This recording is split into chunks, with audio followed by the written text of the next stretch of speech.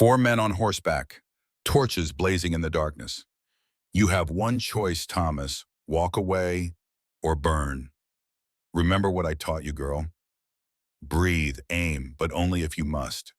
A father with 47 kills in the Civil War, a daughter he trained in secret, and the men who made the mistake of threatening them both. Drop a like, subscribe, and comment where you're watching from right now. This is a story you don't want to miss. 12 days before that night, the world was different. The night air carried the smell of burning kerosene and fear. Four men stood outside the fence line of the Wright farm, their shadows long and twisted in the torchlight. Daniel Mercer sat straight in his saddle, a man who believed the world owed him something and had come to collect. His voice cut through the darkness like a blade through silk. You have one choice, Thomas. Walk away or burn. Inside the farmhouse, Sarah Wright stood beside her father, her hands trembling round the grip of an old revolver. The weight of it felt foreign despite years of practice. Thomas Wright, 52 years old, with the posture of a man who had once commanded soldiers, placed his weathered hand over hers. His touch was gentle but steady, the kind of touch that said more than words ever could. Remember what I taught you, girl. Breathe, aim, but only if you must. The torchlight flickered. Someone outside laughed, a sound without humor. A gun fired into the air, the report sharp and final. Sarah's finger moved toward the trigger. Then everything went black. 12 days before that night, the world was different. The danger had not yet shown its teeth. The threat was still a whisper, not a scream. The sun rose over the Wright farm the way it had for 22 years, patient and indifferent.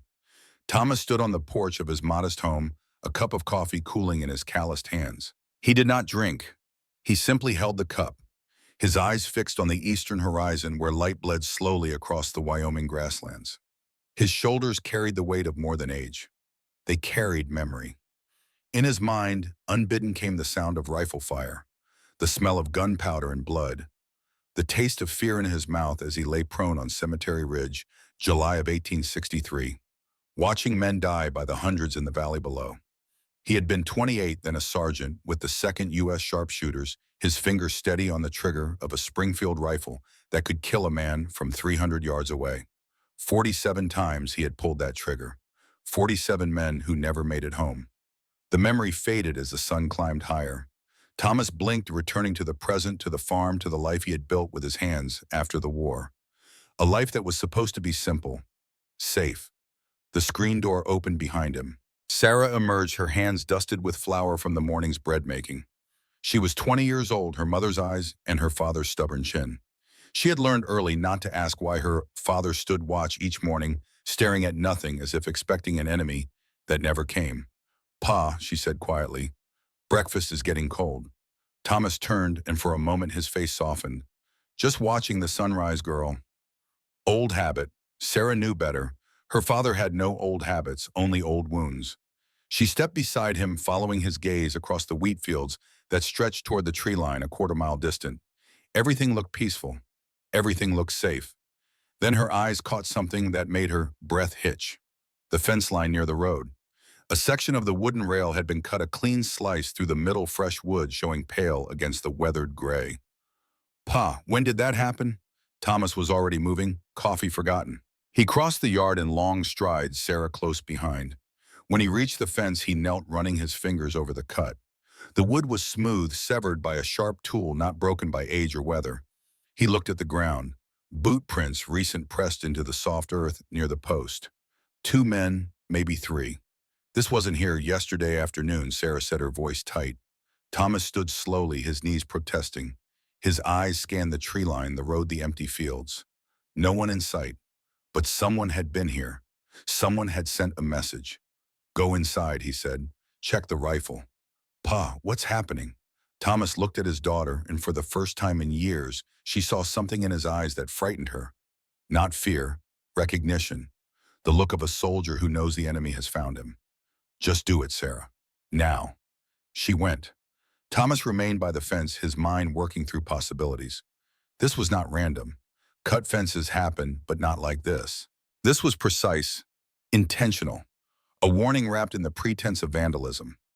He thought of the men who had been asking about his land, about the railway company, about the offers he had refused. He thought of Daniel Mercer. The dusty Rose Saloon sat at the edge of Red Hollow like a rotting tooth in an otherwise respectable mouth. At 9 in the morning, it should have been empty, the tables still sticky from the night before, the air thick with the ghosts of tobacco and regret. But Daniel Mercer did not keep regular hours. He kept useful hours. He sat alone at a corner table, a map of Red Hollow spread before him like a general planning a campaign. Red pencil marks crossed the paper in precise lines, circling properties, noting elevations, marking distances. At the center of it all, outlined in heavy ink, sat the Wright Farm. 40 acres of prime land sitting exactly where the Pacific Railway wanted to lay track through the mountain pass. Augustus Miller, the saloon's owner, approached with a pot of coffee and a face that had learned long ago not to show what he thought. He was 46 barrel-chested, with hands that could break a man's jaw or pour a perfect drink with equal ease. He had loved Margaret Wright once before she chose Thomas. He loved her daughter still in the quiet way a man loves what he can never have. "That's the third time this week you've studied that map, Mr. Mercer." Daniel did not look up. He was 36, lean and sharp-featured, dressed too well for a frontier town. His clothes spoke of Philadelphia, of education, of a life that had once promised more than this. "A man should know the land he's investing in," he said. Augustus set the coffee down harder than necessary. "Investing or taking now?" Daniel looked up, his gray eyes flat and cold as winter stone. "Mr. Miller, I'm a businessman. I offer fair prices for fair land. If people refuse," he shrugged, a small movement that carried the weight of threat, "then I offer opportunities to reconsider." The door opened. Henry Dobbs entered, red-faced and sweating, despite the morning cool. He was 28, soft around the middle, the kind of man who laughed too loud at jokes that weren't funny. He crossed to Daniel's table, glancing nervously at Augustus. "Boss, I did what you said. Cut a piece of their fence last night. Old man probably found it by now." Daniel nodded, once his face expressionless. "Good. Fear works best when it builds slowly." Raymond Dalton followed Henry through the door, a bottle of whiskey already in his hand, though the sun had barely cleared the horizon. He was 31, tall and thin, with eyes that held a meanness liquor only made sharper. "When do we stop playing games? I say we burn the damn place and be done with it." Daniel's mouth tightened in distaste. "Because, Raymond, violence without justification gets you hanged. We need this town on our side first. We need them to see the Wrights as the problem, not us." Behind them, moving quiet as shadow, came Elijah Barnes, 27 years old, shoulders hunched, as if expecting a blow that never quite landed. He took a seat at the far end of the table, saying nothing, his hands wrapped around a beer he would not drink. His eyes stayed fixed on the window, watching the street, as if looking for an escape he lacked the courage to take. Daniel pulled out a sheaf of papers from his leather satchel, spreading them across the map. Contracts, deeds, bank records, the machinery of legal theft. "Gentlemen, listen carefully. The Wright Farm stands on the only viable route for the Pacific Railway through this mountain range. The company will pay $50,000 for that land. Thomas Wright refused my offer of $500. Henry whistled low. $50,000. "I purchased an exclusive contract with the railway for $5,000, Daniel continued. "If I deliver the land within 30 days, they pay me $20,000 as a brokerage fee. If I fail," he paused, his jaw tight, "I lose everything." Again. The word hung in the air like smoke. Augustus, wiping down the bar, heard it, saw the desperation beneath Daniel's controlled exterior. This was not simply about money. This was about a man drowning, grasping for anything that might keep him afloat. "So what's the play?" Raymond asked, leaning forward. Daniel's eyes glittered. "We make Thomas Wright into a threat, a dangerous man, a war veteran with violent tendencies who poses a risk to this peaceful community." "But he's just a farmer," Henry protested. "No." Daniel's voice dropped to something almost gentle, which made it more frightening. "He's a former sergeant in the Union Army, a sharpshooter. 47 confirmed kills in the war, and I've heard rumors," he let the words drift, "that he's been training his daughter." Elijah's head snapped up. "His daughter, Sarah Wright, she's just—" "That's exactly the problem, Elijah." Daniel cut him off smoothly. "No one knows what she is, and fear of the unknown is the most powerful weapon there is." He stood gathering his papers. "Tomorrow night, this saloon is hosting a shooting contest. Old tradition, good entertainment. We're going to invite Sarah Wright to participate." "To embarrass her," Henry grinned. No, Daniel's smile was cold and calculated. To let her win. And then once the whole town sees a woman shooting with military precision, they'll understand what's living next door to them. A killer, trained by a killer. And suddenly our proposal to remove them won't seem so unreasonable. Augustus's hands stilled on the glass he was polishing. He said nothing, but his mind was already working, already planning the telegram he would send to Cheyenne to the federal marshal's office to anyone who might stop what was coming. The afternoon sun hung heavy over the Wright farm, turning the wheat fields to gold. Thomas sat at the small table in the main room, his hands resting on the worn wood surface. Before him lay an old wooden chest, its lid open, its contents spilled like secrets finally too heavy to carry. A Union Army uniform, faded blue wool with brass buttons tarnished to green. In metal, the ribbon frayed. Letters tied with string, yellow with age. And a rifle, a Springfield bottom, 1861. The weapon of choice for sharpshooters, its barrel still oiled, still maintained, still ready despite 2 decades of storage. Sarah stood in the doorway, her breath caught in her throat. She had never seen these things. Her father had hidden them away before she was old enough to ask questions. "Pa," she whispered, "what is all this?" Thomas did not turn. His voice when it came was steady but distant, as if speaking from the bottom of a well. "It's time you knew everything, Sarah. Time you understood what I was, what I am." He lifted the rifle, feeling its familiar weight, the balance that his hands remembered, even if his heart wished to forget. This was my weapon. Gettysburg, Antietam, Fredericksburg. Every major battle from 62 to 65. The room fell silent except for the creak of floorboards as Sarah crossed to her father. She sat beside him, her eyes on the rifle, on the uniform, on the face of the man who had raised her with kindness and patience and never once mentioned the war. How many, she asked, though she was not sure she wanted to know the answer. 47. Thomas's voice was flat factual. All in combat, all following orders, all legal under the Articles of War. He paused. All of them someone's son, someone's husband, someone's father. His hands shook slightly as he set the rifle down. I told myself it was duty, that I was protecting my brothers in arms, that every man I killed meant 10 Union soldiers who lived. He looked at his daughter then and his eyes were haunted. But at night, Sarah, when it's quiet, I still see their faces. Sarah reached out, covering her father's weathered hand with her own. Why are you telling me this now? Because danger is coming. Thomas turned his hand over, gripping hers tightly. Because the men who cut our fence last night won't stop there. Because Daniel Mercer wants our land, and he won't take no for an answer. And because he met her eyes, you need to understand why I taught you to shoot. Memories flooded Sarah then.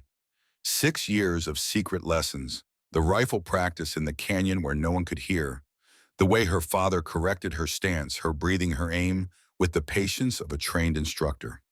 She had thought it strange, but had never questioned it.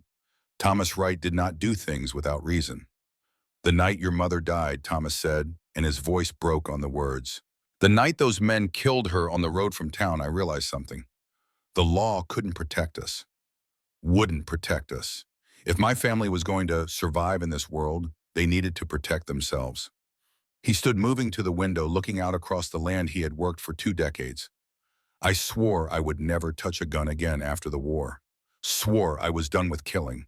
But then Margaret was gone, and you were all I had left, and I understood that some promises can't be kept.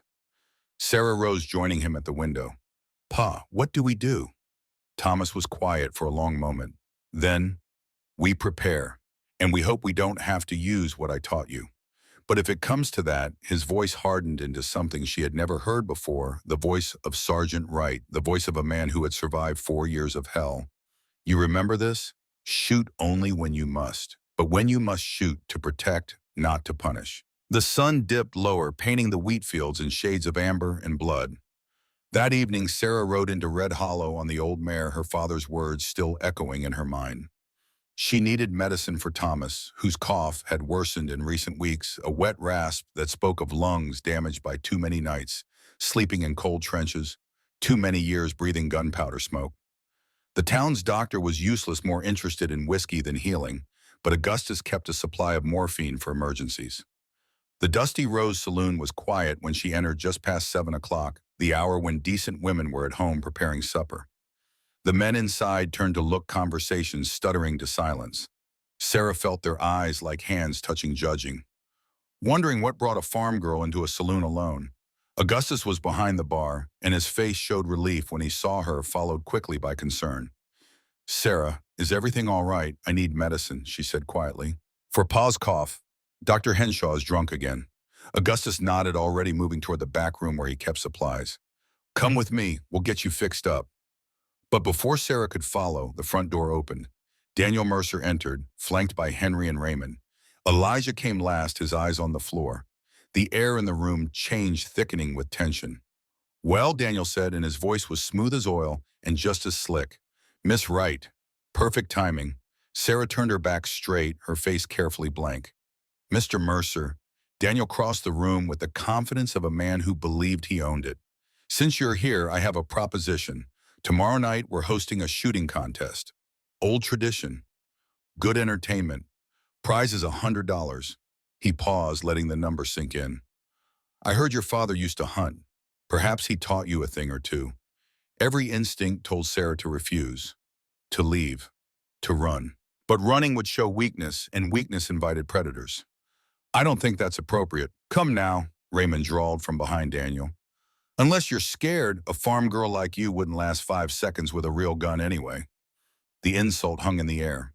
Sarah felt heat rise in her cheeks, not from embarrassment, but from anger. She opened her mouth to respond, but before she could speak, Henry Dobbs, already half drunk, gestured wildly with the whiskey bottle in his hand. The bottle slipped from his fingers, spinning through the air toward Sarah. What happened next took less than a second, but every man in that room would remember it for the rest of their lives. Sarah did not scream, did not jump back. Her body reacted with training she had spent years acquiring, muscle memory, drilled into her by a father who understood that survival required more than hope. She dropped, low, her head tilting left, her eyes tracking the bottle's trajectory with the precision of someone who had learned to read the flight of bullets. The bottle smashed on the floor 2 inches from her boots. The saloon fell absolutely silent. Daniel Mercer's eyes narrowed, his mind working through what he had just witnessed. That was not the reaction of a frightened girl. That was the reaction of someone who had been trained to assess threats, to calculate danger, to move with purpose rather than panic. "Interesting reflexes, Miss Wright." Augustus emerged from the back room, morphine in hand, his face carefully neutral, but his mind racing. He had seen what they had seen. Sarah had just revealed more than she intended. Sarah straightened, forcing her breathing to remain calm even as her heart hammered. She met Daniel's eyes without flinching. "Fine, I'll join your contest. Tomorrow at noon." Daniel smiled, but it did not reach his eyes. "Excellent, I look forward to it." As Sarah took the medicine from Augustus and turned to leave, Elijah Barnes stepped forward, his voice low, meant only for her. "Miss Wright, wait." She paused. Elijah glanced at Daniel, then back to Sarah, his face conflicted. "Don't come tomorrow. This isn't just a contest. Daniel's planning something." What Sarah asked, though, part of her already knew. "I don't know exactly, but I heard him talking to someone in Cheyenne about removing obstacles." Elijah's hands trembled slightly. "Please, just stay home." Sarah looked at the young man, saw the fear in his eyes, the guilt. "Thank you, Mr. Barnes. But if I don't come, they'll know I'm afraid. And fear is what they want." She left the saloon, stepping into the cooling evening air, but her mind was racing. The contest was a trap. Daniel wanted her to reveal her skills, to give him ammunition to use against her family. But refusing to participate would only delay the inevitable. Men like Daniel Mercer did not give up. They simply changed tactics. The ride home felt longer than it should have. The shadows between the trees seemed deeper. Sarah kept one hand near the knife at her belt, her father's voice in her mind. "Always be aware. Always have an exit. Never let them see you're afraid even when you are." When she reached the farm, Thomas was waiting on the porch, the rifle across his lap. He had heard the horse coming from half a mile away, old instincts never quite dormant. His face relaxed when he saw it was Sarah, but the tension did not leave his shoulders. She dismounted, tied the horse, and climbed the porch steps. "Pa, they challenged me to a shooting contest tomorrow." Thomas's jaw tightened. "Mercer?" "Yes, and you accepted. It was not a question." Thomas knew his daughter. knew she would not back down any more than he would have at her age. He sighed, a sound like wind through dry grass. Come inside. We need to talk about what happens tomorrow. They sat at the kitchen table, the lamp burning low, casting long shadows on the walls. Thomas spread his hands flat on the wood, gathering his thoughts. Tomorrow is not about winning, Sarah. It's about control. They want you to show your skill so they can paint you as dangerous. If you shoot well, they'll say you're a threat. If you shoot poorly, they'll say you're useless, and by extension, so is our claim to this land. So what do I do? Thomas leaned back, his eyes distant, calculating. You shoot well enough to be respectable, but not so well that you seem threatening. You miss your first shot. Let them laugh. Then you hit your second, but not perfectly. Make it look like luck, like you got nervous and overcorrected. And the third shot, if there's a third shot, Thomas said quietly, it means the plan has already failed. At that point, he met her eyes. You shoot to end it. You shoot to show them exactly what you're capable of. Because if it gets that far, they already know. And hiding it won't help anymore. Sarah absorbed this understanding, the layers of strategy her father had learned in 4 years of war. Combat was not just about killing. It was about psychology, about making your enemies see what you wanted them to see, about controlling the narrative, even as bullets flew. Hey, she said slowly, why do I feel like we're fighting a war? Thomas reached across the table, taking her hand. Because we are, sweetheart. It's not a war with uniforms and flags. But it's a war nonetheless. For our home. For our right to live free. And in war, he squeezed her hand gently. The first rule is never let them see you're afraid. They sat together in the lamplight, father and daughter soldier and student, preparing for a battle that would be fought not with armies, but with a single rifle and the will to use it. Outside, the night deepened. Somewhere in the darkness, men were planning, plotting, sharpening their intentions like knives. The Wright farm stood silent under a sky full of stars that had seen this story play out 1,000 times before. The strong against the weak, the many against the few. The only variable was whether the few had the courage to stand. And inside that small farmhouse, under that vast sky, Thomas Wright looked at his daughter and saw not weakness, but steel. Saw the woman she had become despite his attempts to shelter her. Saw Margaret's eyes looking back at him, full of a determination that transcended death itself. Tomorrow, he thought, tomorrow we find out if I taught her well enough. If the legacy I'm leaving is one of strength or tragedy. Tomorrow the contest would begin. And with it, the slow unraveling of a carefully maintained peace that had never been peace at all. Only a pause between conflicts. Only the breath before the storm. The night passed slowly. Sarah did not sleep. Thomas did not sleep. They sat together in the main room, weapons close, ears attuned to every sound outside, waiting, preparing, knowing that whatever came with the dawn would change everything.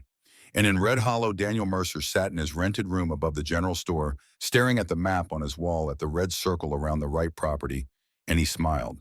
Not with joy, with the grim satisfaction of a man who believed he had already won. But he had never fought a war, had never learned that the most dangerous enemy is the one who has nothing left to lose. He would learn.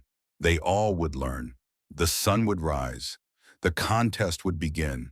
And before the day was done, Red Hollow would understand that some people, when pushed far enough, do not break. They sharpen.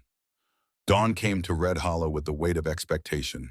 The town woke differently that morning, conversations at breakfast tables turning inevitably toward the contest, toward the Wright girl who had accepted a challenge no respectable woman should have touched.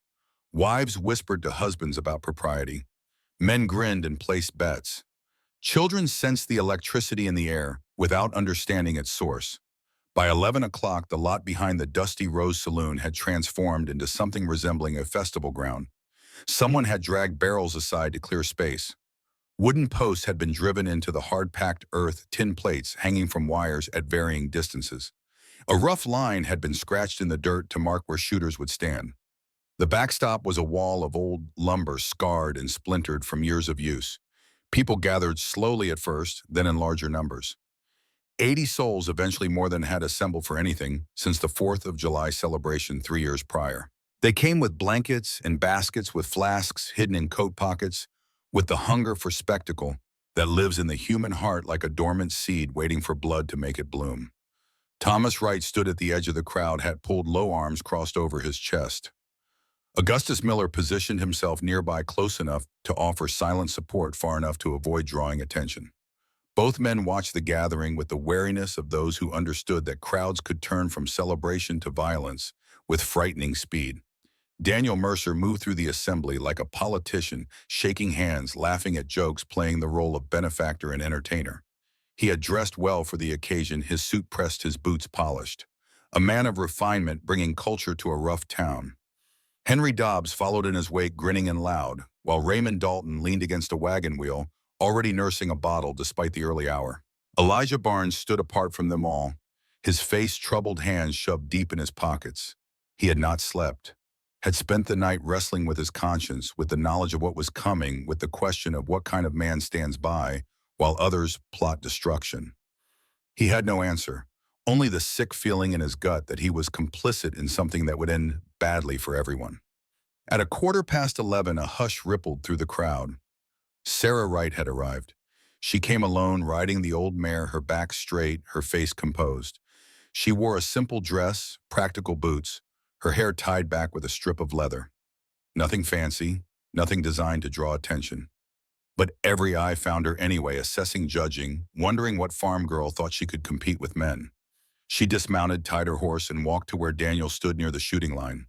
Her movements were economical, controlled, no wasted motion, no nervous energy. Just calm purpose that unsettled those watching more than bravado would have. "Miss Wright," Daniel said, extending his hand. "So glad you could make it." His smile was wide and empty as a door to nowhere. Sarah did not take his hand. "Mr. Mercer, what are the rules?" A flicker of annoyance crossed Daniel's face, quickly masked. "Simple enough.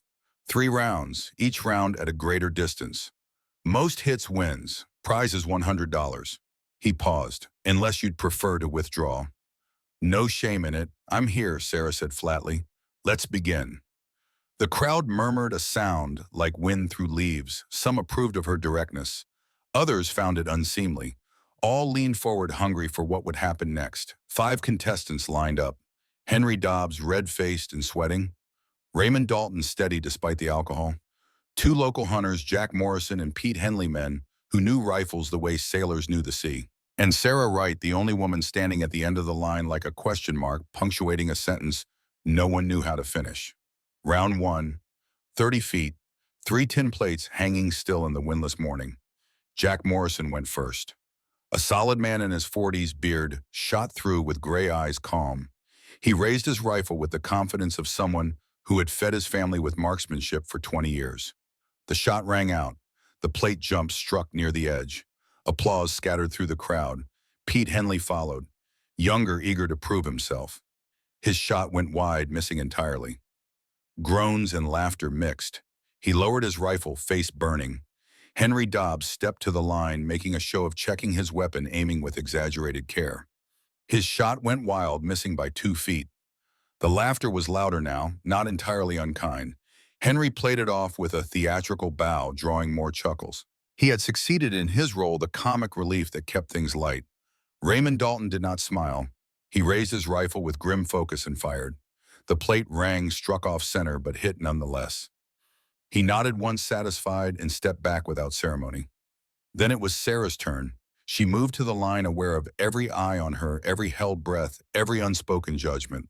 She could feel her father's presence at the edge of the crowd, could almost hear his voice. "Miss the first shot. Let them laugh." She raised the rifle. It felt heavy in a way it never had during practice, weighted not with steel, but with consequence. She sighted down the barrel at the hanging plate, at a target she could hit 9 times out of 10 in the canyon behind her home where no one watched. She squeezed the trigger. The bullet kicked up dirt 2 feet to the right of the target. The laughter that erupted was immediate and loud, tinged with relief. Here was confirmation of what they wanted to believe, that the strange display at the saloon had been luck. That a woman with a gun was still just a woman out of her depth and destined to fail. "Knew it," Raymond called out. "Just a girl playing dress-up." Henry doubled over, slapping his knee. "Lucky reflexes at the bar, my eye." Sarah lowered the rifle, her face carefully neutral, but inside her chest something tight and hot coiled like a spring. She met Daniel's eyes across the space between them and saw him watching her with an expression she could not quite read. Not triumph, not satisfaction, something closer to suspicion. Augustus Miller, standing beside Thomas, leaned close and whispered, "She missed on purpose." Thomas said nothing, but his jaw was tight. He had taught her this strategy, had told her to hide her skill, but watching his daughter endure mockery still cut deeper than he had expected. Round two, 50 feet, smaller plates. The wind had picked up slightly enough to matter. Jack Morrison fired first again. His bullet struck the edge of the plate barely. The crowd cheered anyway. Pete Henley, determined to redeem himself, took extra time aiming. His shot went high, missing clean. He cursed under his breath and stepped back. Henry Dobbs went next, still playing the fool. He fired quickly, his bullet going wide by several feet. He threw up his hands in mock despair, drawing scattered laughs, but this time fewer people joined in. The entertainment value was wearing thin. Raymond approached the line with the bottle still in one hand. He set it down, raised his rifle, and fired without seeming to aim. The plate rang out, struck near center. He retrieved his bottle and walked away without acknowledging the applause. Sarah stepped forward for her second shot. The laughter had died down, now replaced by a different kind of attention, curiosity mixed with doubt. What if the first miss really had been an accident? What if there was more to this farm girl than they had assumed? She raised the rifle, and this time her movements were different, smoother, more assured. She took her time adjusting her stance, correcting for the breeze that tugged at her dress. Her breathing slowed. Her world narrowed to the target. Behind her, Thomas held his breath. Sarah fired. The plate exploded backward, the bullet punching through dead center with a sound like a bell tolling. Absolute silence for 3 full seconds. Then noise erupted. Not applause exactly. Something more confused. Excited questions overlapping. How did she do that? Was that luck? Did you see how she aimed? Daniel Mercer's smile had vanished. He stared at Sarah with naked calculation. Now the social mask dropped. Henry and Raymond exchanged glances, no longer laughing. Even Elijah, standing at the back of the crowd, straightened his eyes wide. But it was the townspeople's reaction that mattered most. Sarah could feel the shift, subtle but undeniable. They were no longer looking at her with amusement or dismissal. They were looking at her with something else. Uncertainty. The first seeds of fear. An old man near the front, a veteran with one arm gone at the elbow, spoke loud enough for those around him to hear. "That ain't luck, that's training. Military training." The words spread like ripples in a pond. People began whispering, leaning together, casting glances at Thomas Wright, standing still as stone at the crowd's edge. Someone remembered. Thomas had been a soldier, a sharpshooter, 47 confirmed kills, and he had a daughter. The pieces clicked together in a dozen minds at once, forming a picture that made comfortable assumptions shatter and reform into something sharper and more frightening. Sarah felt the change wash over her like cold water. She had done what her father asked, tried to hide behind failure before revealing competence. But it was too late now.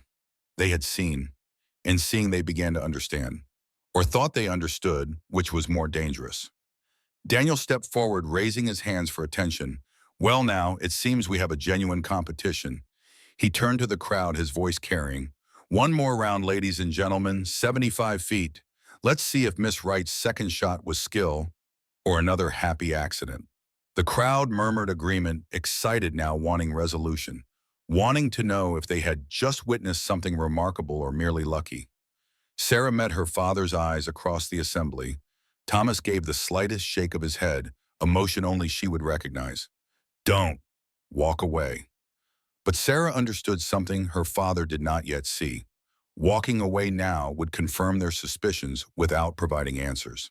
They would spend the next week speculating, imagining building her into a monster in their minds.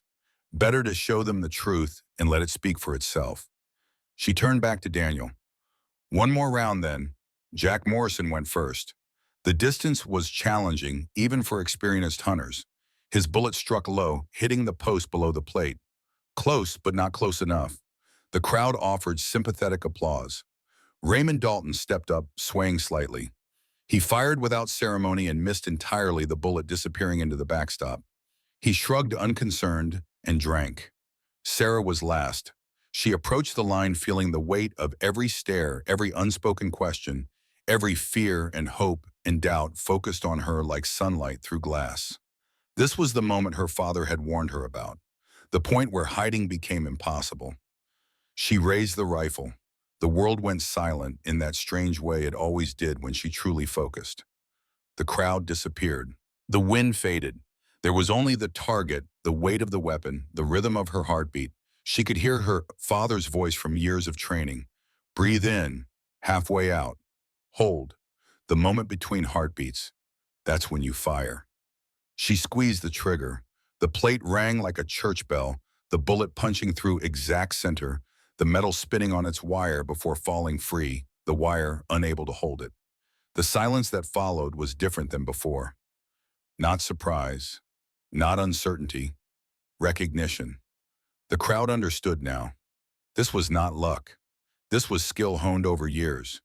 This was the daughter of a soldier trained by a man who knew how to kill from distances that made murder impersonal.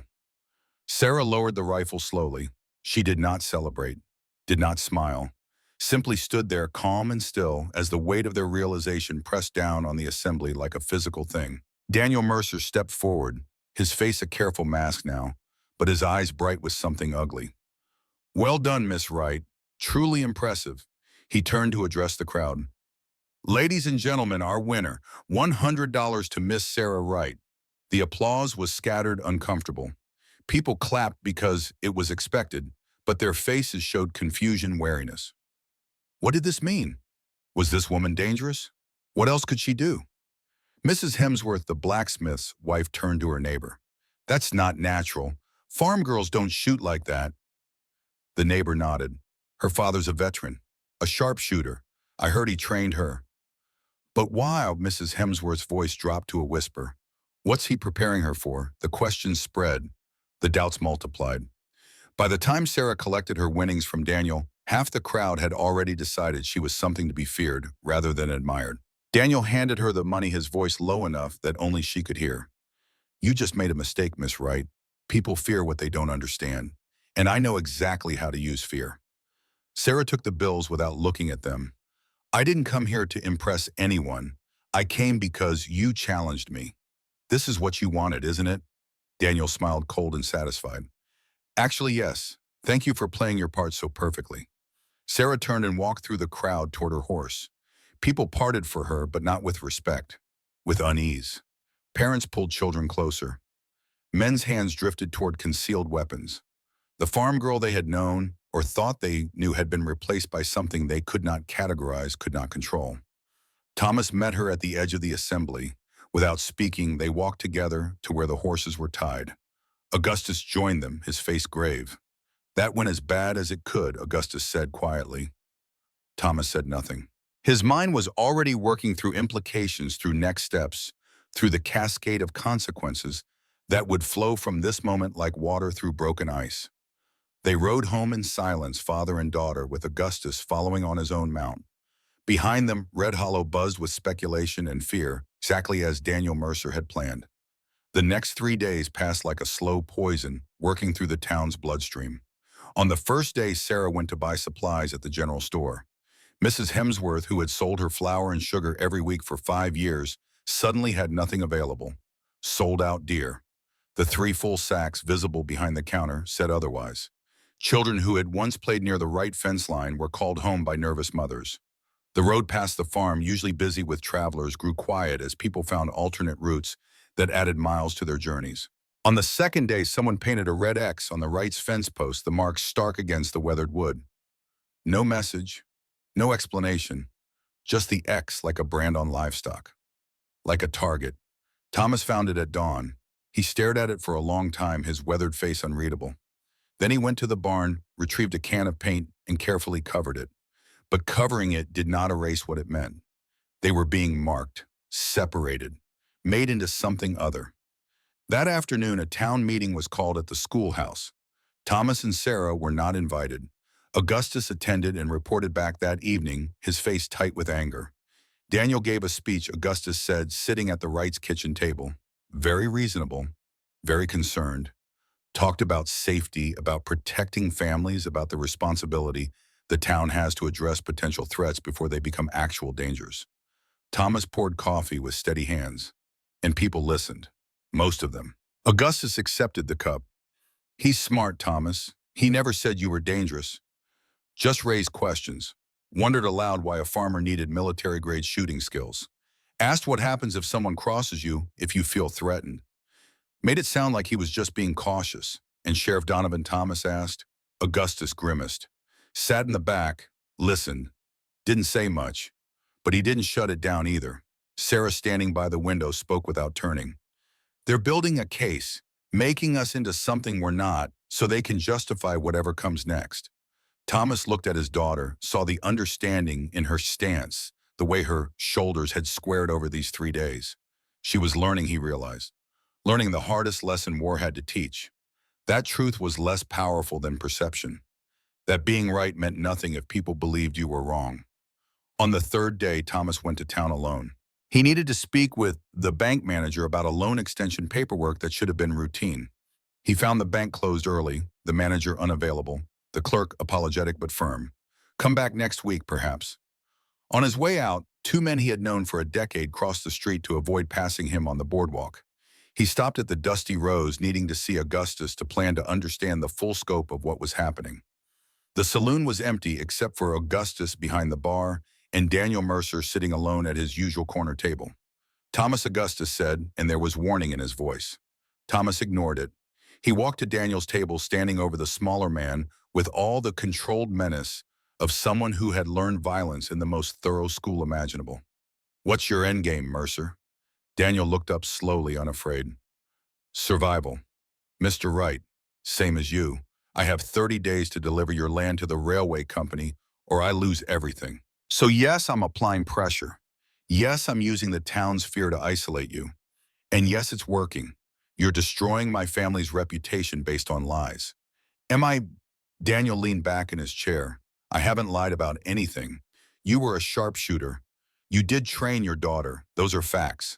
I'm simply letting people draw their own conclusions. Thomas's hands clenched at his sides, old reflexes urging him toward violence that would solve nothing and confirm everything Daniel wanted people to believe. You can't force us off our land with rumors. Daniel smiled, and for the first time, Thomas saw the desperation underneath the calculated exterior. Actually, Mr. Wright, I can, because tomorrow Sheriff Donovan will receive a legal notice that you have an outstanding debt from 1866, $1,200 plus interest, due in 30 days. If you can't pay, the bank forecloses. Your land becomes ours, legally. Thomas felt the floor shift beneath him. That debt was forgiven. After the war, they told us, not according to these records from Philadelphia Bank. Daniel patted a leather case beside him. I'm very thorough. And while you're trying to prove these documents are forgeries, which they are, but good luck proving it, time runs out. The foreclosure happens, and you lose everything. Augustus had come around the bar, his face flushed with anger. Thomas, don't. He's trying to provoke you. But Thomas was not looking at Daniel anymore. He was looking at the future, at the chess game, playing out moves ahead, at the careful trap that had been built around his family, while they focused on the obvious threats and missed the quiet ones. We're not selling, Thomas said, his voice low and hard. We're not leaving. That land is my wife's grave, my daughter's inheritance. You can forge all the papers you want. We're not going anywhere. Daniel's smile faded. Then you're a fool, and fools get buried with their principles. Thomas turned and walked out, Augustus following. When they were outside, away from Daniel's hearing, Augustus grabbed Thomas's arm. He's not bluffing. I checked with my contact at the telegraph office. Messages going back and forth to Cheyenne, to Philadelphia, to Denver. He's building something bigger than just rumors. I know, Thomas said. That's why I need you to send a telegram for me. To the U.S. Marshal's office. Report fraud, forgery, conspiracy to steal land. Get federal authorities involved. Augustus nodded. I'll do it tonight. But Thomas, even if they investigate, that takes time. And Daniel said you have 30 days. Then we hold for 30 days, Thomas said simply.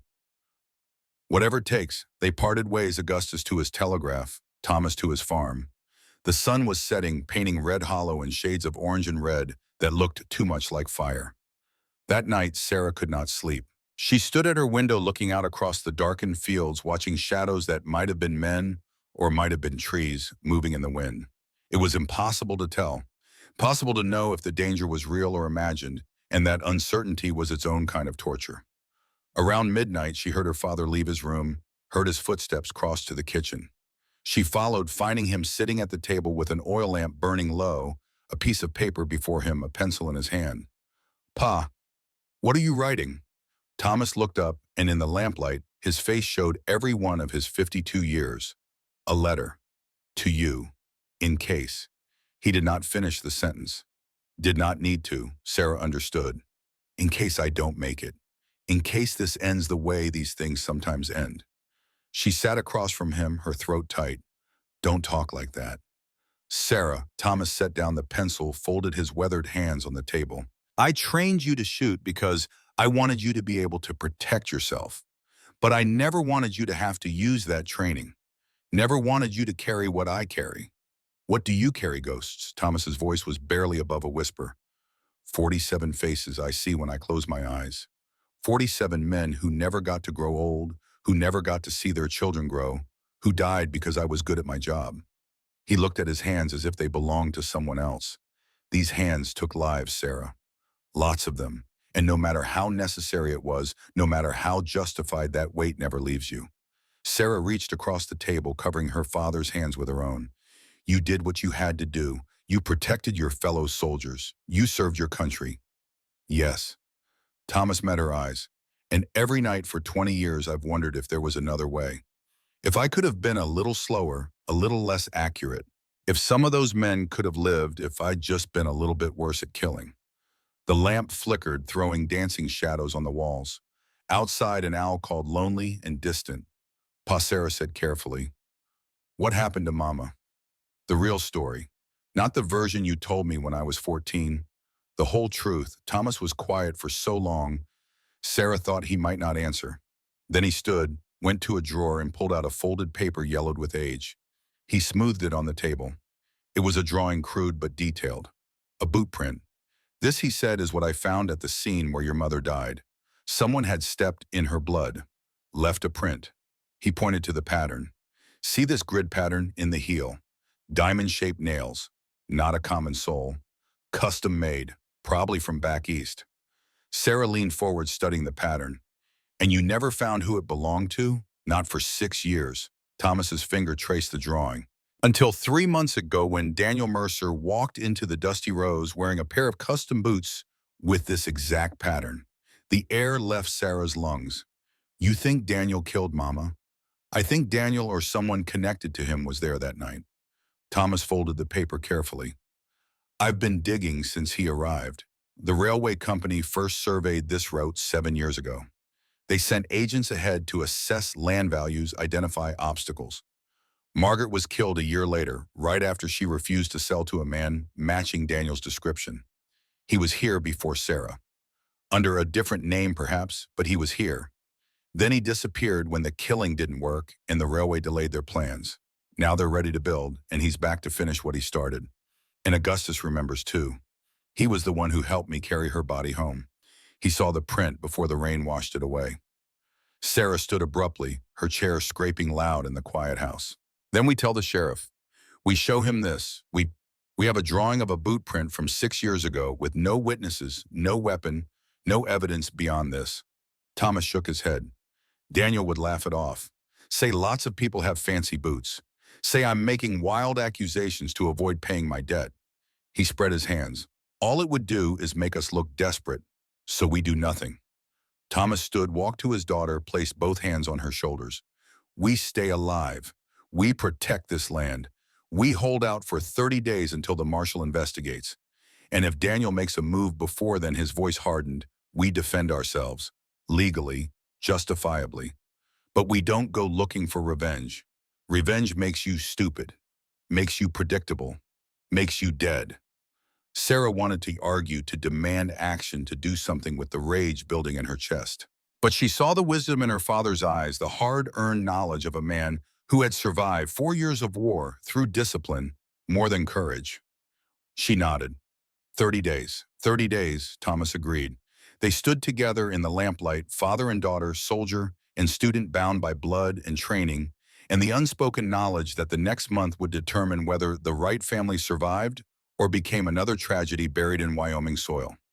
Outside, the night deepened, and in Red Hollow, Daniel Mercer lay awake in his rented room, staring at the ceiling, knowing that he had set events in motion that could not be stopped, knowing that he had pushed good people toward violence because his own desperation left him no choice, knowing that when this was over, someone would be dead, and hoping with a hope that bordered on prayer that it would not be him. The days that followed felt like standing in a storm that had not yet broken, but whose electricity made the hair stand up on your arms. The Wright farm became an island isolated not by water, but by suspicion and carefully cultivated fear. And on that island, 3 people prepared for war. Augustus came to the farm on the 4th night after the contest, riding fast, his horse lathered. Thomas met him at the door, rifle ready. "It's me, calm down." Augustus dismounted, breathing hard. "We need to talk. All of us." Inside, Sarah put coffee on while Augustus caught his breath. When they were seated around the table, he pulled a folded telegram from his pocket. "I sent word to the U.S. Marshal's office like you asked. This came back this morning." He unfolded it, read aloud. "Investigation opened. We'll send agent within 14 days. Maintain property. Avoid confrontation. Sign it, Marshal Henry Blackwood." 14 days, Sarah said. "That's halfway through our 30. Augustus nodded. "But here's the problem. Daniel knows I sent that telegram. The clerk at the telegraph office is on his payroll. He knows federal law is coming, which means he has 2 weeks to force you off this land before it all falls apart." Thomas absorbed this, his face grim. He'll escalate. Move from pressure to direct action. Already started. Augustus pulled out another paper, this one a printed notice. "This is being distributed tomorrow. Public safety meeting. Discussion of armed and potentially dangerous residents. Daniel's going to ask Sheriff Donovan to confiscate your weapons." "Under what legal authority?" Sarah asked. "Doesn't matter if it's legal." Augustus leaned back, rubbing his face. "If the sheriff shows up with deputies and a crowd of the concerned citizens, what do? Resist and you look guilty. Comply and you're defenseless." "So it's a trap either way," Thomas said flatly. "Every move has been a trap," Augustus replied. "The contest, the rumors, the debt, now this. He's boxing you and making every option a bad one." "Then we change the game," Sarah said suddenly. Both men looked at her. "We stop reacting and start acting. We go to the sheriff first. Show him the boot print drawing. Tell him about Mama. Make Daniel defend himself instead of always being on a fence." Thomas shook his head. "We have no evidence. It'll just look like deflection." "But it plants a seed," Sarah insisted. "Makes people wonder. Makes them question if maybe Daniel has his own secrets.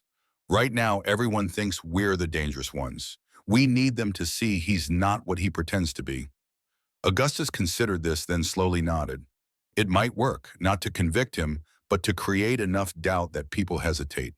That the sheriff thinks twice before confiscating weapons without due process." Thomas stood, paced to the window, looked out at the darkness beyond.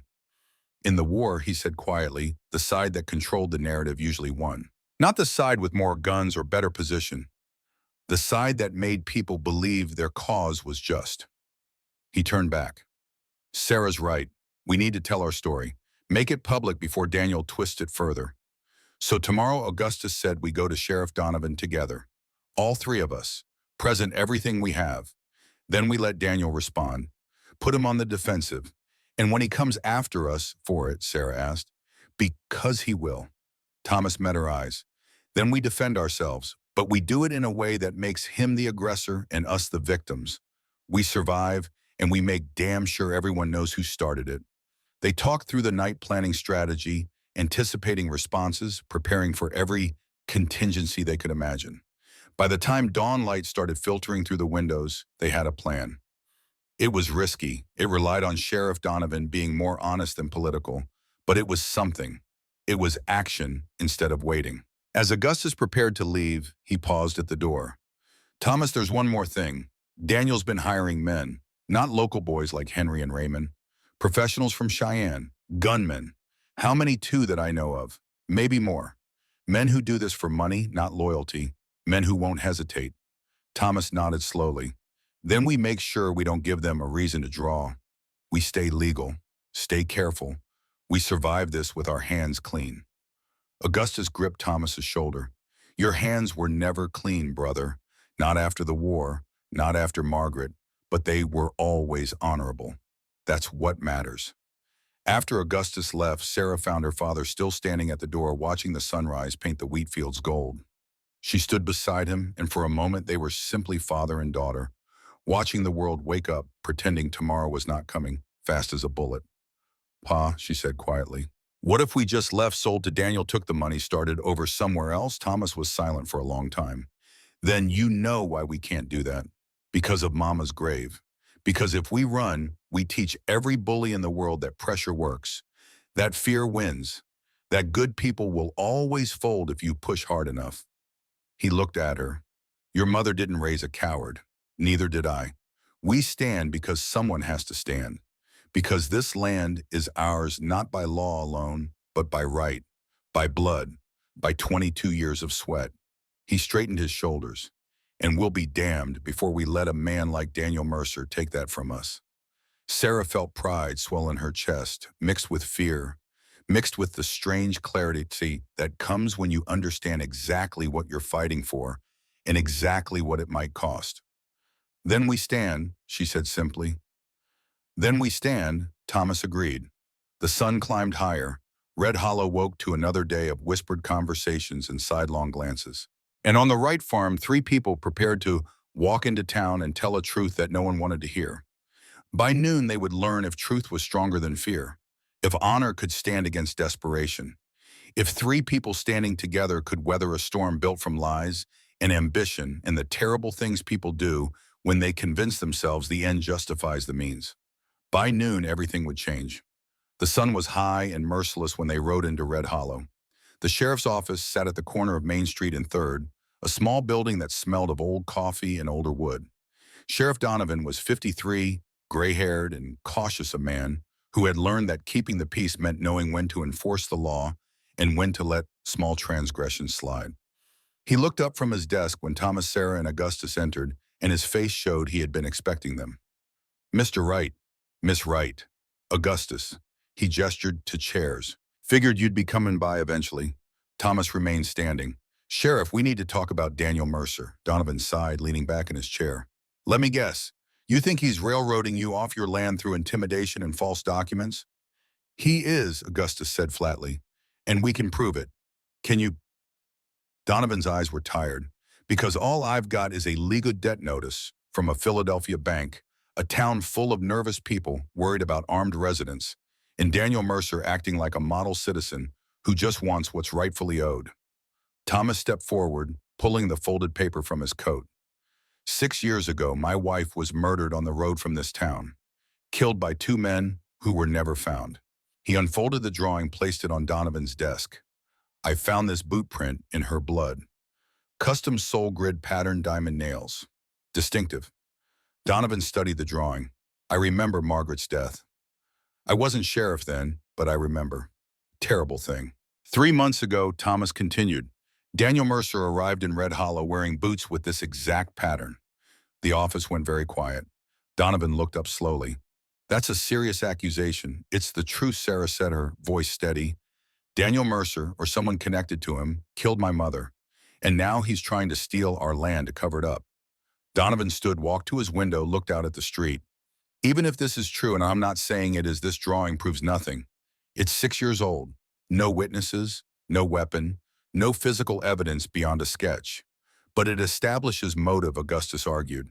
It shows Daniel has reasons to want the rights gone beyond just the railway deal.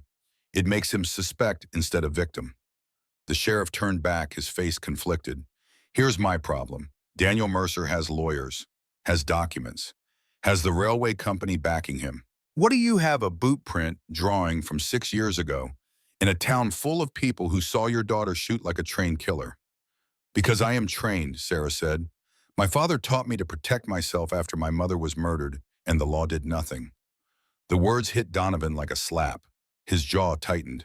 I understand you're angry, but training your daughter in military marksmanship, then hiding it for years, that doesn't exactly inspire confidence in your judgment. Thomas's voice went cold and hard. My judgment kept her alive.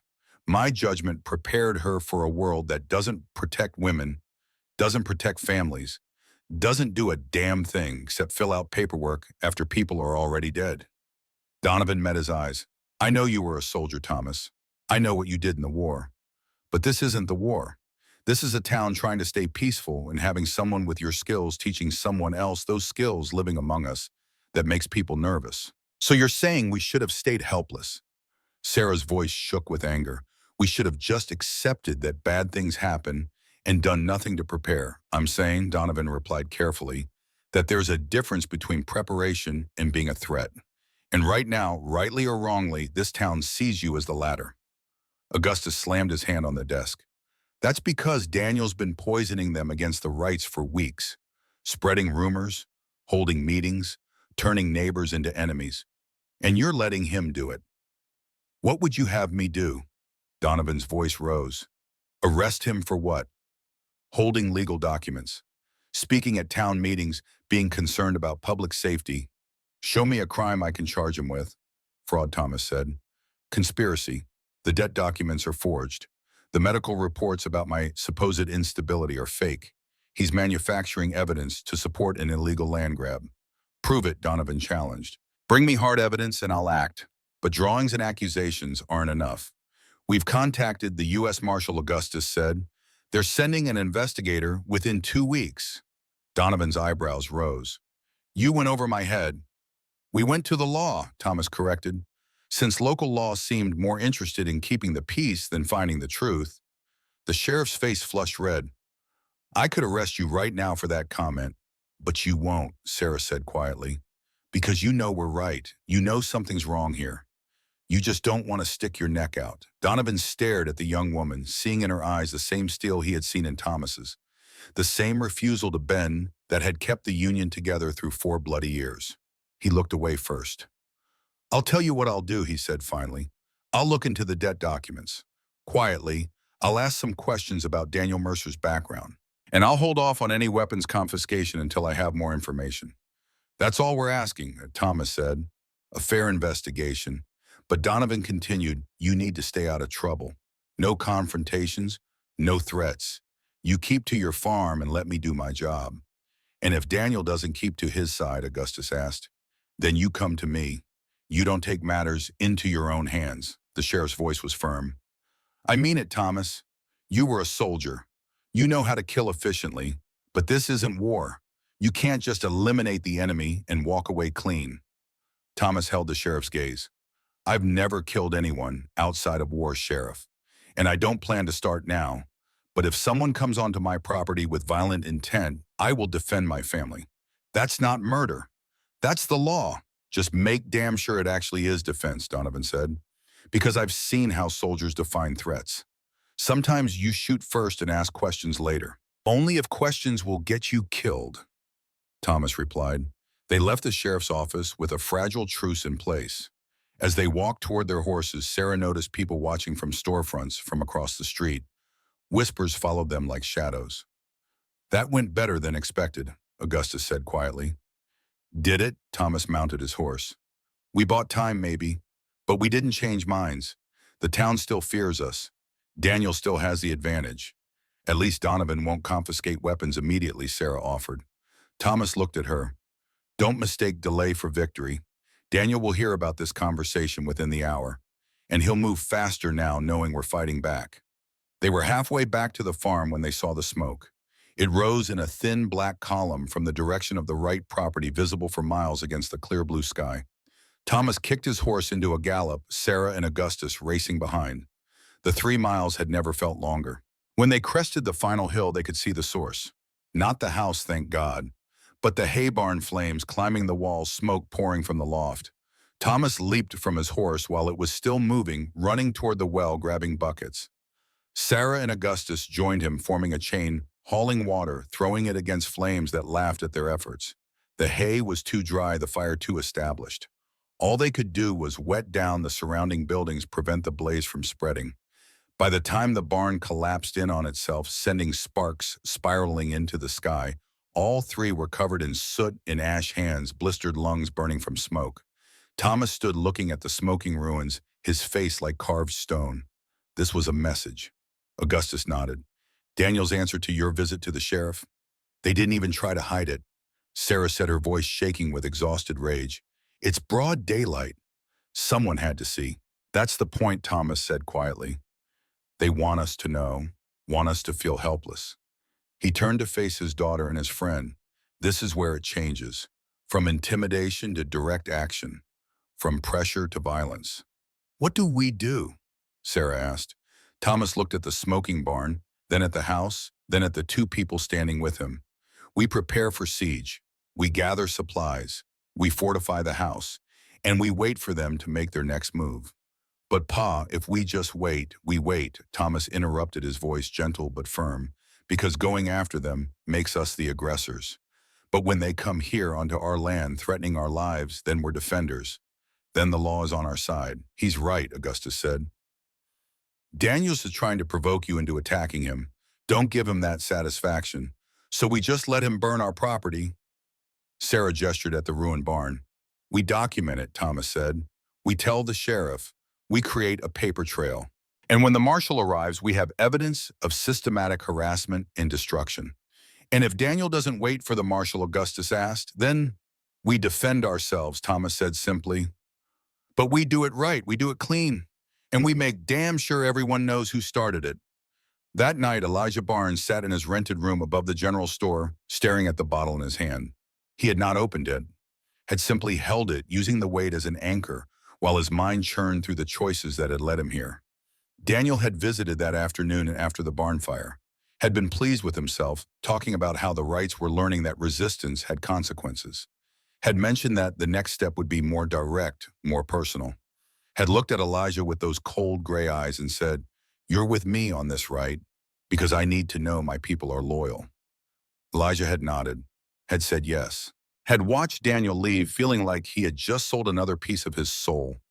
His brother's face floated up from memory, 15 years old, laughing, holding a rifle he had no business touching. Elijah had told him to put it down, but not firmly enough, had let his younger brother talk him into target practice, into pretending they were soldiers, into pointing weapons at imagined enemies. The gun had gone off. An accident. A terrible permanent accident. Elijah had watched his brother bleed out in a field of wheat, had felt the life leave that young body, had carried the guilt ever since, like a stone in his chest. And now he was part of something that would lead to more death. Different circumstances, same outcome. People would die because he was too weak to stand against it. He set down the bottle, stood, and made a decision. 2 hours later, long past midnight, he was riding toward the Wright farm. Thomas heard the horse coming when it was still half a mile out.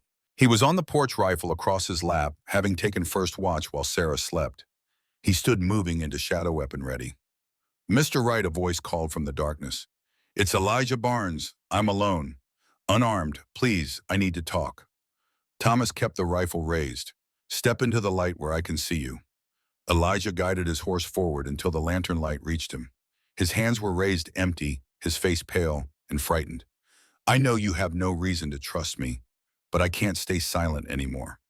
Sarah emerged from the house, pistol in hand. "Pa, it's Elijah," Thomas said, not lowering the rifle. "Says he wants to talk." "Let him approach," Sarah said, "but keep him covered." Elijah dismounted slowly, hands still raised. When he reached the porch, he looked at both of them with desperate eyes. "Daniel's planning something, soon. Maybe tomorrow night. He's hired 2 professional gunmen from Cheyenne. Real killers, not amateurs like Raymond and me." "Why are you telling us this?" Thomas asked. "Because I'm tired of being a coward." Elijah's voice cracked. "My brother died because I didn't have the courage to stop him from doing something stupid. I won't watch another family destroyed because I was too scared to act." Sarah lowered her pistol slightly. "What exactly is Daniel planning?" "I don't know all the details." Elijah swallowed hard. "But I heard him talking about forcing you off the land before the marshal arrives, about making it look justified. He's going to create a situation where you seem like the aggressors, then use lethal force in supposed self-defense." Thomas finally lowered the rifle. "How many men will he bring?" "5 for certain. Daniel, Henry, Raymond, and the 2 gunmen from Cheyenne, all armed." He looked between them. "You can't win that fight. Not straight up." "We can if we're prepared," Thomas said. "If we know they're coming. That's why I'm here." Elijah stepped closer. "I'm done working for Daniel. I'm done being part of something evil. If you'll have me, I want to help. I want to stand with you." Thomas studied the young man, seeing the fear and guilt and desperate need for redemption written on his face. Finally, he extended his hand. Welcome to the right side, Elijah. They spent the rest of the night planning. Thomas drew diagrams of the house and surrounding area, marking fields of fire, discussing defensive positions, planning for multiple scenarios. By the time dawn broke, they had a strategy. It was risky, outnumbered as they were, but it gave them a chance. Augustus arrived at first light bringing news from town. The sheriff's asking questions about Daniel. Not publicly, but people are noticing. And there's been a telegram from Cheyenne. The marshal's investigation has been expedited. He'll be here in 7 days instead of 14. So Daniel has 1 week to finish this, Sarah said, which means he'll move soon. Thomas agreed, maybe tonight, maybe tomorrow, but soon. Augustus set a shotgun on the table. Then we'd better be ready. They spent the day fortifying the house, boarding up windows that didn't need to provide firing positions, moving furniture to create barricades, stocking ammunition, preparing water in case of fire. Every action was methodical, practical, the accumulated wisdom of a man who had survived sieges before. As evening approached, Sarah found her father standing at their makeshift firing position overlooking the front approach. Pa, she said quietly, if this goes bad tonight, if something happens to you, I need you to know something. Don't, Thomas said. Don't say goodbyes. We're going to survive this. Let me say it anyway. Sarah stepped beside him. Everything you taught me about shooting, about standing firm, about protecting what's yours, that wasn't just training. That was love. You didn't make me into a weapon. You gave me tools to survive. And whatever happens, I'll use those tools the way you taught me. To protect, not to punish. Thomas pulled his daughter into a tight embrace. Your mother would be so proud of the woman you've become. They stood together as the sun set, painting the Wyoming grasslands in gold and crimson, beautiful and indifferent as always. Darkness came with no moon clouds having rolled in during the late afternoon. Perfect weather for men who did not want to be seen.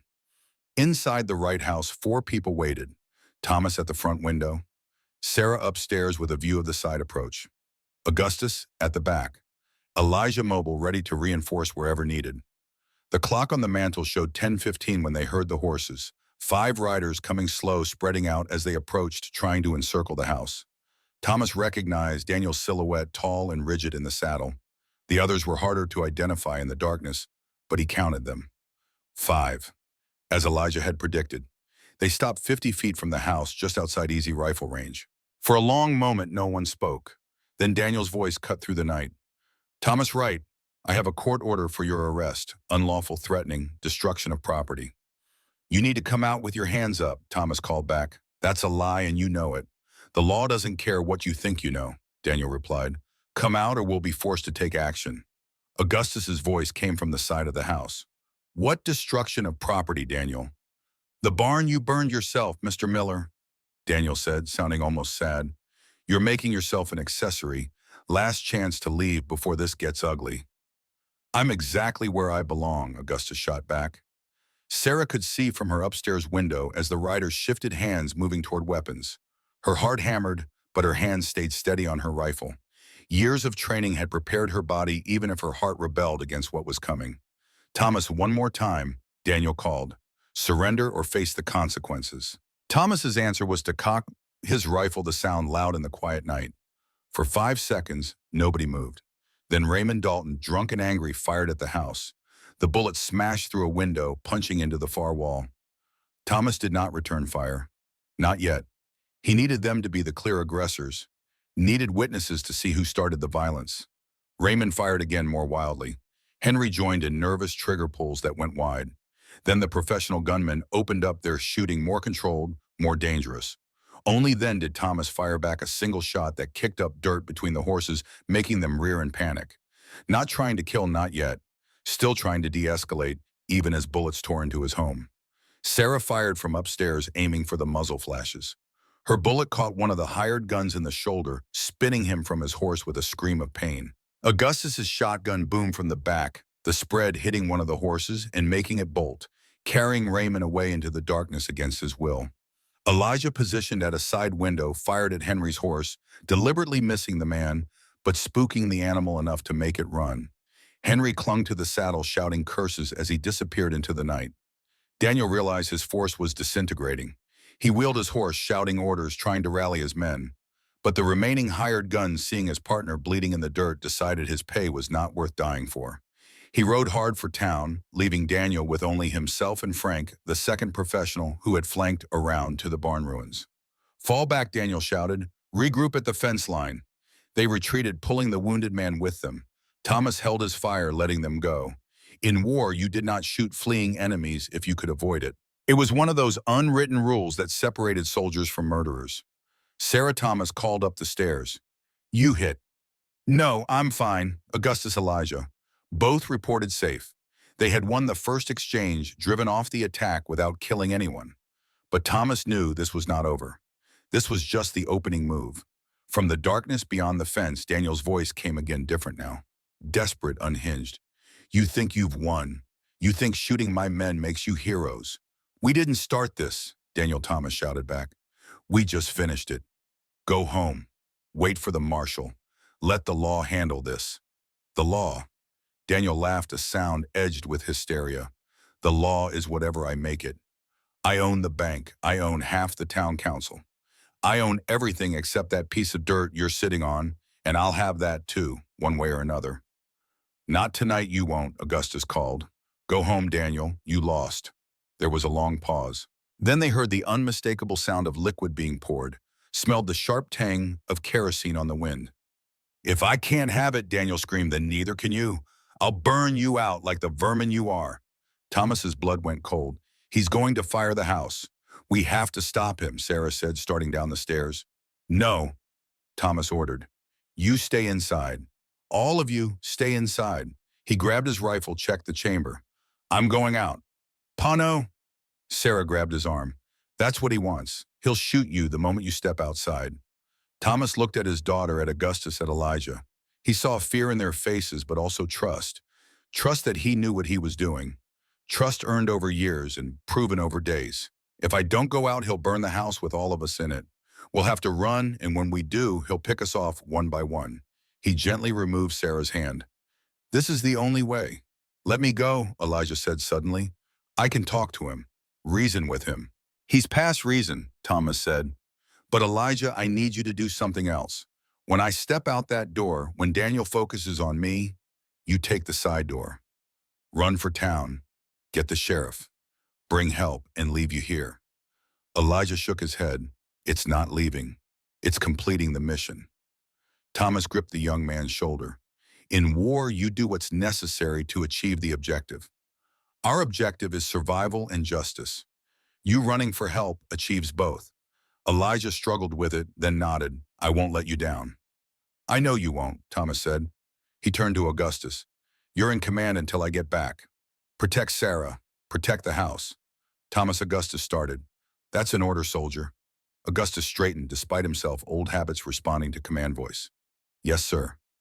Finally, Thomas faced his daughter. "Everything I taught you, everything I tried to pass on, it all comes down to one thing. Strength is not about how many you can hurt.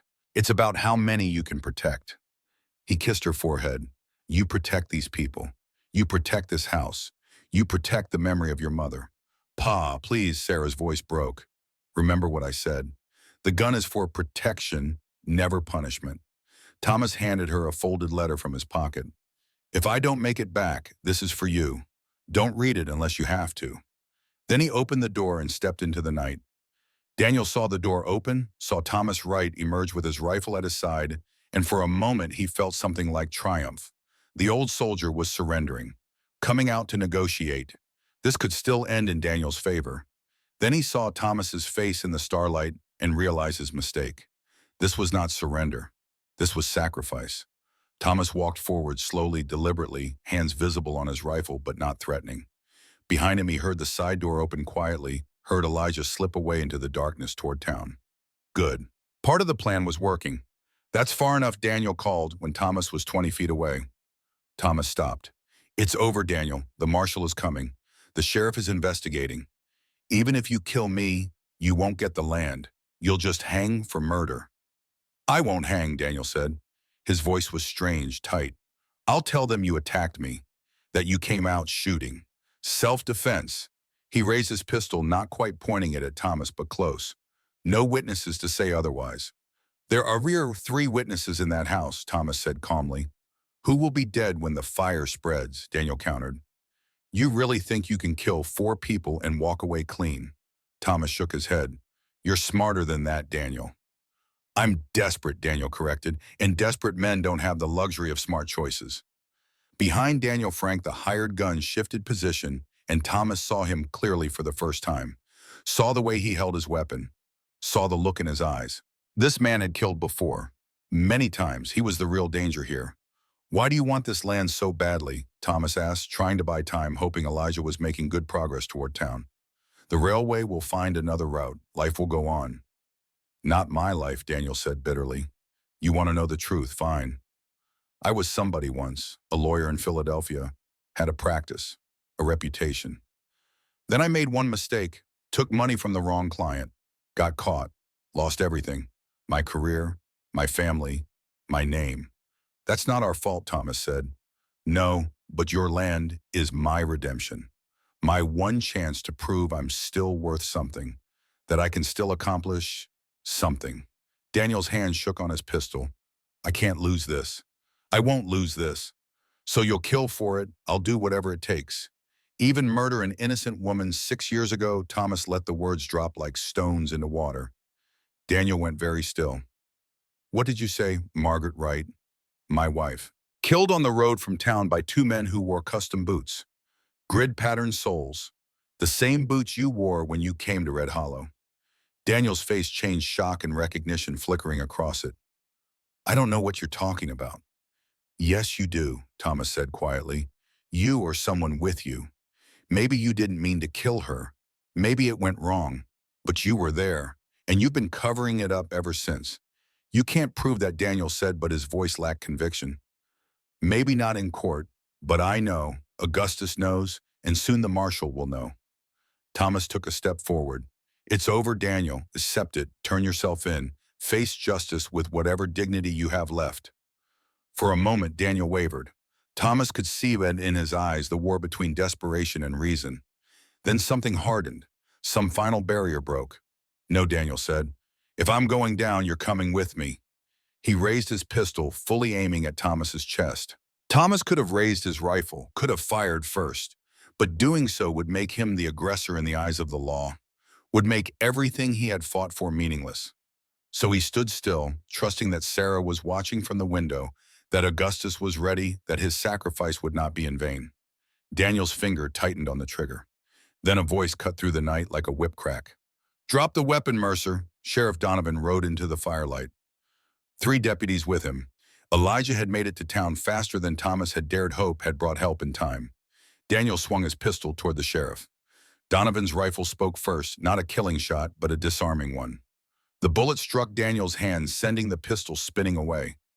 Daniel screamed, clutching his bloody hand. Frank, the hired gun, started to raise his weapon. A shot from the house, Sarah's rifle kicked up dirt at his feet. He froze, then slowly raised his hands. It's over, Sheriff Donovan repeated, dismounting. Daniel Mercer, you're under arrest for attempted murder, arson, and conspiracy. But even as the deputies moved to restrain Daniel, the wounded man's face twisted with a final desperate rage. He pulled a small derringer from his coat, the kind of backup weapon gamblers and desperate men carried. If I can't have it, he snarled, no one can. The little gun came up, aimed not at the sheriff, but at Thomas, at the man who had ruined everything, who had refused to simply roll over and die. Thomas saw it happening as if in slow motion, saw the derringer, saw Daniel's finger on the trigger, knew he had no time to raise his rifle, no time to dodge. Then a rifle shot cracked from the house. Sarah's rifle fired from the upstairs window where she had repositioned when Thomas went outside. The bullet took Daniel high in the chest, spinning him around. The derringer fired as he felt the shot going wild into the night. Daniel Mercer hit the ground hard and did not move again. The sheriff rushed over, checked for a pulse. He's alive. Barely. He looked up at the house. Who fired? Sarah appeared at the upstairs window, rifle still smoking. I had to. She called down, her voice shaking but steady. He was going to kill Pa. You saw the weapon? Donovan asked. Clear as day, one of the deputies confirmed. Little gun in his hand. It was self-defense. Sarah ran from the house, throwing her arms around her father. Pa, you're okay. You're okay. Thomas held her tight, feeling the tremor in her body, the release of hours of terror. It's over, sweetheart. It's finally over. But even as he said it, he felt something wrong. A wetness spreading across his shirt. He looked down, saw blood. Not his blood. His. The Derringer's wild shot had not been as wild as they thought. It had caught Thomas low in the side, a small entry wound that bled more than it should. Pa Sarah screamed, seeing it. Someone help him. Thomas's legs gave out. He sat down hard, his back against the fence post, hand pressed to his side. Well, he said, voice tight with pain. Guess I'm not bulletproof after all. Don't you dare, Sarah was crying now, pressing her hands over the wound. Don't you dare leave me, Sheriff Donovan shouted for someone to ride for the doctor. Augustus knelt beside Thomas, his face stricken. You old fool, you should have shot first. And proved Daniel right, Thomas managed a weak smile. Had to do it clean, Gus. Had to make sure the law was on our side. To hell with the law, Augustus said, his voice breaking. You're dying for a principle. Not dying, Thomas corrected, though his face was pale. Just paying a price. He looked at Sarah, reached up with a shaking hand to touch her face. Remember what I taught you. This land is yours now. But it's not about the land, I know, Pa.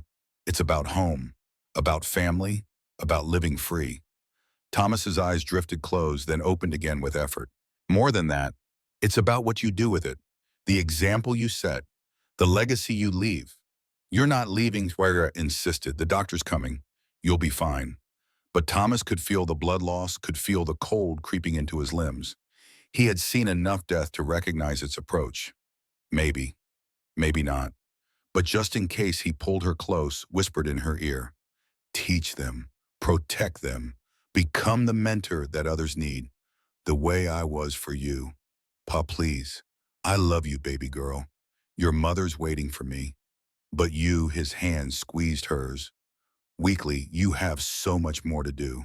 His eyes closed, his breathing slowed. Sarah screamed for him to stay, shook him, begged. But Thomas Wright had given everything he had. The wound, the stress, the years of carrying too much for too long, all of it caught up at once. By the time the doctor arrived 10 minutes later, Thomas was gone. The days that followed moved like a dream, painted in shades of gray. U.S. Marshal Henry Blackwood arrived 4 days after the shooting as promised. His investigation confirmed everything Thomas had suspected. The debt documents were forgeries traced back to a counterfeiter in Philadelphia who identified Daniel as his client. The railway company, confronted with evidence of fraud and conspiracy, disavowed all connection to Mercer. Daniel Mercer survived his wound, but would stand trial for attempted murder, arson, fraud, and conspiracy. The railway company, learning of his methods, disavowed all connection and offered Sarah a fair price for an easement across her land. She accepted enough to be comfortable, but kept the heart of the property, the 40 acres surrounding her parents' graves. The town of Red Hollow struggled with what had happened. Some felt vindicated in their suspicions about the rights. Others felt ashamed at how easily they had been manipulated. Most simply tried to move forward, to forget, to pretend that they had not stood by while good people were persecuted. The funeral was held on a Tuesday 3 days after Thomas died. Half the town came, some out of genuine respect, some out of guilt, some simply because that was what you did. They stood in the summer heat and listened as the Reverend spoke words about duty and honor and sacrifice. Sarah stood beside her father's grave, dry-eyed now, all her tears spent in the nights between. Augustus stood on her left, a solid presence. Elijah on her right, the young man who had found his courage too late to save Thomas, but early enough to honor his memory. As the coffin was lowered into the earth beside Margaret's grave, Sarah thought about legacy, about what her father had left behind. Not just land or possessions, but lessons. About standing firm. About protecting the weak. About doing what was right even when it cost everything. That night, alone in the house that felt too empty, she found the letter Thomas had given her. She opened it with shaking hands. My dearest Sarah, it read in her father's careful script. If you're reading this, I'm gone. Don't grieve too long. Your mother and I are together now, and that's all we ever wanted. What I need from you is to keep living, keep fighting, keep protecting. You asked me once why I taught you to shoot. Here's the real answer, the one I never had the courage to say out loud. I taught you because I saw in you the same fire your mother had. the same refusal to accept injustice, the same steel that said this far and no further. But fire without control is destruction. Steel without purpose is just metal. So I gave you control. I gave you purpose. I taught you that strength is nothing without responsibility, that power is meaningless without compassion. Now I'm asking you to pass it on. Find others who need what I gave you. Teach them. Protect them. Help them find their own strength. That's the legacy I want. Not a name on a headstone, but a chain of strong people, each teaching the next, each standing a little taller because someone believed in them. Be that someone for others, Sarah. Be what I tried to be for you. And know that every life you touch, every person you help, find their courage. That's me living on through you. I love you more than words can express. Your proud father, Thomas. Sarah folded the letter carefully, held it to her chest, and made a decision. Her father wanted a legacy. She would give him one. 6 months after Thomas died, Sarah Wright opened the first shooting school for women in Wyoming. She called it the Wright Academy of Self-Defense, and she taught not just marksmanship, but confidence, strategy, awareness. The things her father had given her. The first class had 5 women. Within a year, there were 20. Within 3 years, the academy had trained over 200 women across 5 states, and requests were coming from as far as California. Sarah taught them all the same thing her father had taught her. Shoot only when you must, but when you must shoot to protect. 5 years after Thomas died, Elijah Barnes, now sheriff of Red Hollow, after Donovan retired, stood on Sarah's porch and asked her to marry him. She considered it seriously but ultimately declined. Not because she did not care for him, but because her purpose had become clear. She was meant to teach to protect, to build the legacy her father had asked for. Elijah accepted her answer with grace and remained a close friend and ally, helping her navigate the legal and social challenges of running a school that some still considered scandalous. 10 years after Thomas died on a summer morning, much like the one when this all began, Sarah stood on her porch looking out across the wheat fields. The farm was smaller now, much of the land leased to the railway, but what remained was hers absolutely. Behind her, the academy building bustled with activity. 15 students that week, ranging in age from 16 to 50, all learning what it meant to be strong without being cruel, powerful without being tyrannical. A young woman approached, nervous eyes downcast. "Miss Sarah, I'm Emily. I heard you teach women to protect themselves." Sarah smiled, seeing in this girl's eyes the same fear and hope she had once carried. "Come in, Emily. You're in the right place." As she led the girl inside, she thought of her father, of the lessons he had taught not through words alone, but through example, through sacrifice, through the simple act of standing when it would have been easier to run. And she thought of all the women she had taught, all the ones she would teach, each one carrying forward a piece of Thomas Wright's legacy. Each one proving that strength comes not from violence, but from the courage to stand, the wisdom to know when to fight, the compassion to protect those who cannot protect themselves. That was the legacy, not a name on a headstone, but a living chain of strong people helping others find their strength. And it would continue long after Sarah herself was gone, past from teacher to student to teacher again, a gift that multiplied with every generation. Because that was what Thomas Wright had understood in his final moments. That true strength is not measured in how many you can defeat, but in how many you can lift up. That the greatest weapon is not a rifle, but knowledge. That the most powerful act is not killing your enemy, but teaching your daughter to survive without you. The sun climbed higher over the Wright farm. In the academy, women learned to shoot to stand, to claim their right to safety and strength. And somewhere, perhaps, Thomas and Margaret Wright looked down and smiled, knowing that the land they had fought for, the home they had died for, had become something greater than they had ever imagined. A place where the weak learned to be strong, where the frightened learned to be brave, where legacy was not inherited but earned one lesson at a time, one student at a time, one act of courage building upon another, until the chain stretched across generations and across a nation, slowly learning that strength comes in many forms, and the strongest of all is the strength to teach. Sarah Wright stood in the doorway of her academy, watching her students practice, and she understood at last what her father had known all along.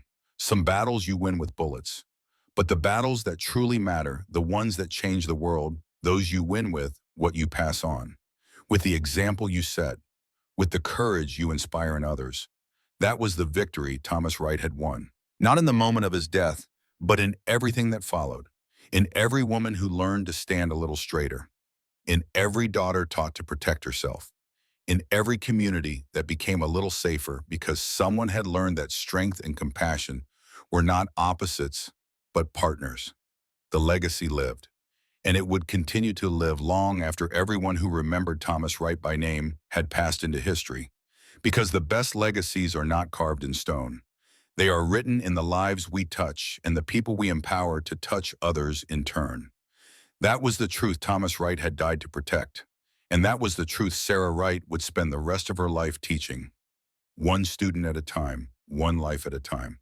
One act of courage building upon another until the chains stretched from the past into the future and bound them all together in the simple understanding that we are strongest when we lift others up, bravest when we stand together, and most truly ourselves when we use our strength to protect rather than to harm.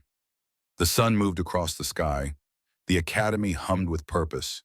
And in the wheat fields surrounding the Wright farm, the wind moved through the golden stalks like a whisper from the past carrying forward into an uncertain future, the only message that truly mattered. Stand, teach, protect, pass it on.